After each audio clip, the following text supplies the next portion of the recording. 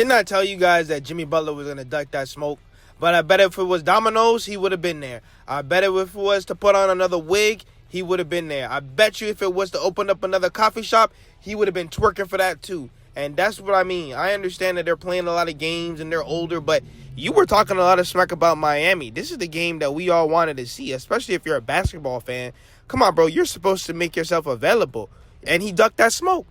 You guys told me that his beef was with the front office because they didn't pay him, but his beef is not with the players. Clearly it is. He didn't even go over there and go say hello to Jovic. Nobody. This man left at the buzzard. And like I said, I think that Stephen Curry, he had a better excuse. He was sick, 2 rolled ankles. I think Jimmy Butler should have played that game.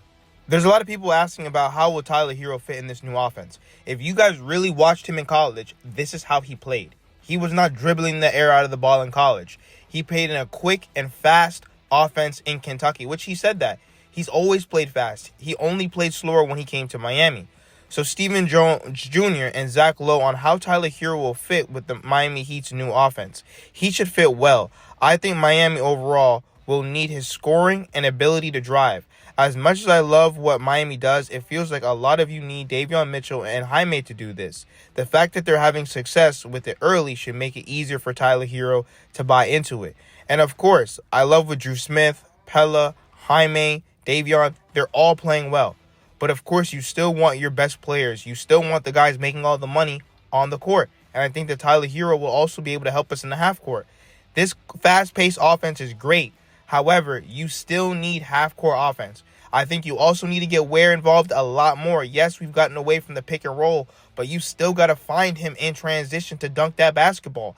Make him run the floor because now you're allowing the other team's big to get confused. If the other team's big is not running the floor with Kel'el Ware for that lob, that's an easy lob every time, but you have to be looking for Kel'el Ware down the stretch of the game. Soon-ish, I hope. You have talked already on the dunker spot with Nikias about Miami's revamped offense. I've talked a lot about it. I think I saw gave his first comments about how he's going to fit into it. How do you think Tyler Herro is going to fit into this sort of like totally diminishing the pick and roll offense that the Heat are running? He should fit in well. It should take a little bit off his plate as far as thinking goes. And he should be able to attack. They play with good pace and tempo, and they move the ball, so he knows he'll get it back. So he should be able to make simpler plays. And I think for Miami overall, they're going to need his scoring and his ability to drive if he can nail those, because as much as I've loved what Miami does, it does feel sometimes like, well, there's a lot of Davion Mitchell. You kind of need him to do this, and you need Jaime to do this. And Norman Powell's been great. But having a secondary, like if you have Powell and Herro being able to kind of drive and kick towards each other, attack defenses when they're rotating, I think that's a positive. And I think the fact that they've had success with it early should make it easier for Tyler Herro to kind of just buy into it. And it takes away some of the let's wait for Tyler Herro to make a decision and pick and roll type plays that haven't been the most fun for Miami at times. I think it's going to be interesting, but probably fine. And I also think part of Tyler Herro fitting into the system is the ability to play outside of it in a pinch. I think that's part of his value, is to sort of fit out, as LeBron might say in an old passive-aggressive tweet.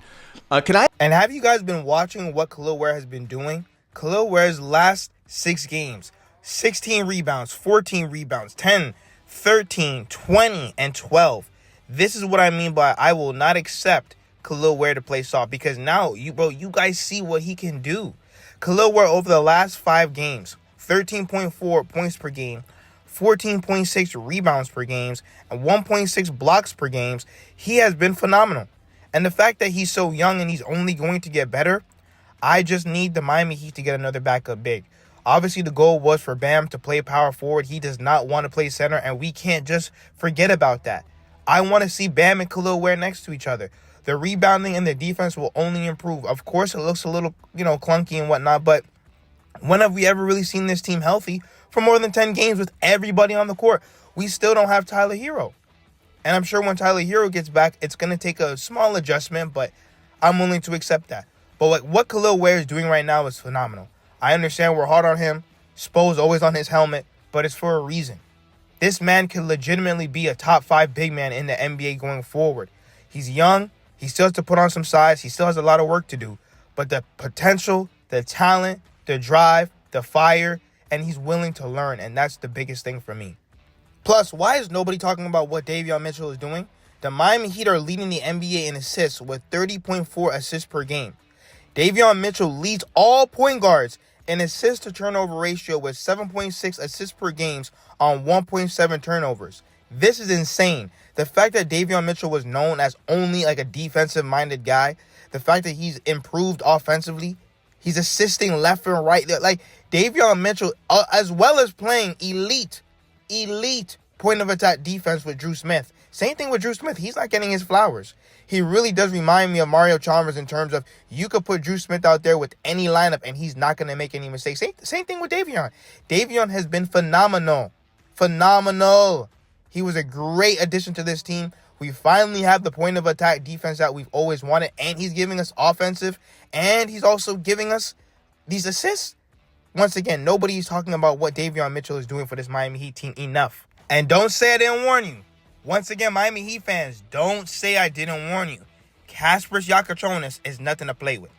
In his second G League game, 14 points, 5 rebounds, 2 assists, 4 of 11 from the field.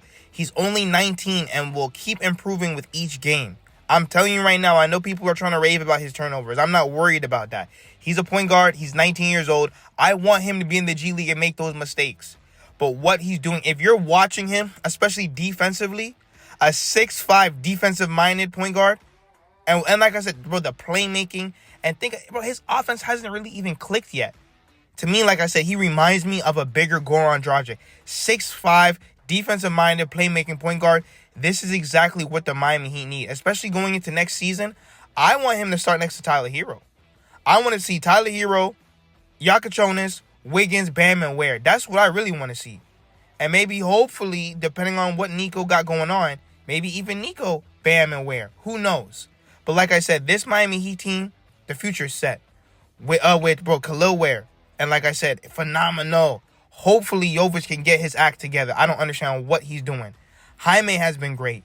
He's improved. I still need him to improve on his jump shot because, as you guys can see, these teams are starting to take away the drive from him. And I need him to be able to shoot. At least in the mid-range game. Play the Jimmy Butler game. Play in the mid-range. Get to the free throw line. But when they take the drive away from you, what are you going to do next? But Jonas, look out for him. He is nothing to play with.